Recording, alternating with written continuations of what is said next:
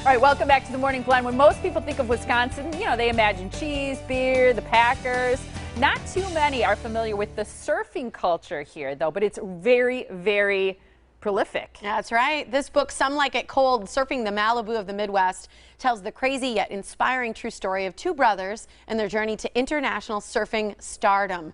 And we're here with the author, Bill Povletich, who worked with the Wisconsin Historical Society Press to create a new edition to his book. Okay, I got to ask you before we start, because cameraman Dave is wearing a pink T-shirt in honor of my birthday. Did you wear a pink shirt for the same reason? Yes. Katie, your producer, gave me the heads up. So happy birthday. There's pink boxers to match. Yeah. He's like, sure, why not? Great to see you again.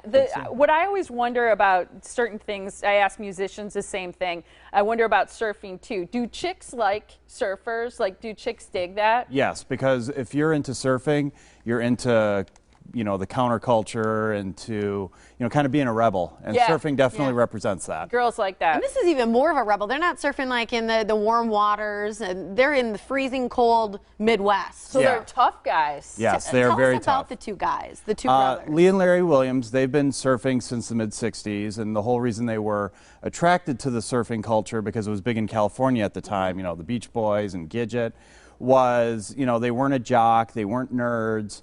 But there was a surfing lifestyle that nobody knew of, so it made them different, made them unique. So they got into it. That just looks awful and cold. It does. Well, that looks beautiful. Well, what's really fun is, and what they like to take pride in, is when most people are getting out of the water, that's when they want to get into the water because of the weather conditions are rough, because that's what makes the surf. And, the water's always cold.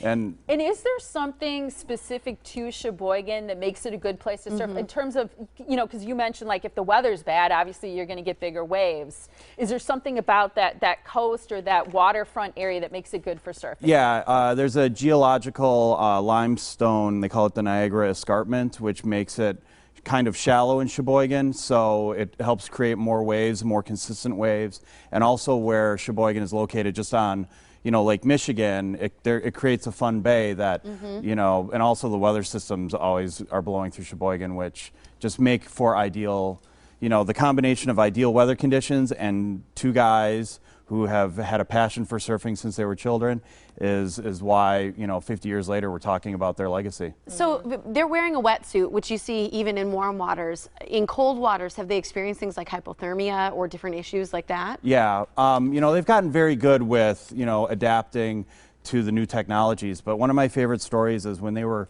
13 years old and they got their first surfboard and they didn't know any better. They bought their first surfboard in March, and they went out and took it out right away. Yeah. And they didn't know any better, so they literally went in jeans and sweatshirts and cotton gloves, because they're like, that's how we stay warm. Yeah. And then they got in the water, and of course, then they just became heavy as a rock. But their way of creating seals was duct tape.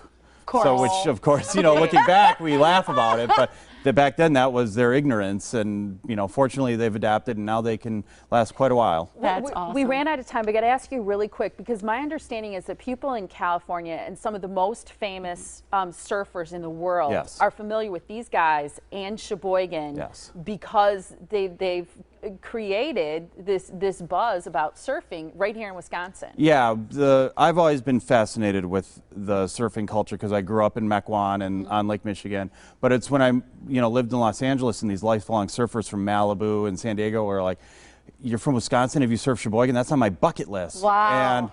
And they've been featured in a lot of documentaries, and the kids' cartoon Surf's Up. There's a Chicken Joe who's a chicken who wants to surf with the penguins, and he's from Sheboygan, and he's modeled after Lee and Larry. That's awesome. That's awesome. That's cool. Yeah. How about Where's my applause sign for that? Yeah.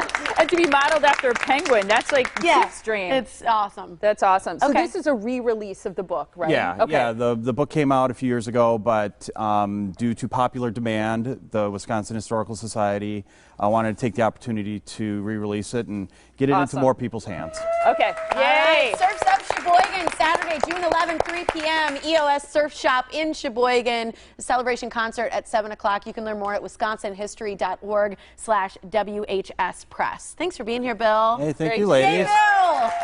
Thanks for wearing your pink. Yeah, my pleasure. Great to see you again.